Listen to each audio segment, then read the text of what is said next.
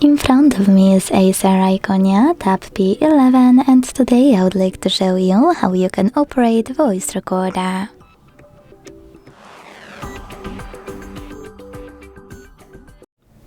Begin by launching Recorder app that's already on your device. Then tap on this red button at the bottom left corner to start. As you can see, recording is on. To pause it or unpause it, use the same button. To end it and save it though, click on the right one. Now you can delete your recording right away by choosing discard on the left, or you can end it and save it by clicking on save on the right.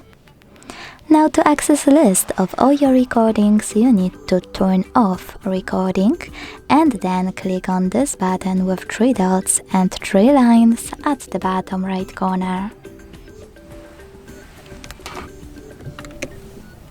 Now to play your recording, click on it. And to manage it, sorry must click. And to manage it, hold it and use all of those options at the bottom, which in this case is only delete. But you can also click on those 3 dots at the top right corner and select voice quality to adjust it. Thanks so much for watching. If you enjoyed this video, leave a like, comment and subscribe.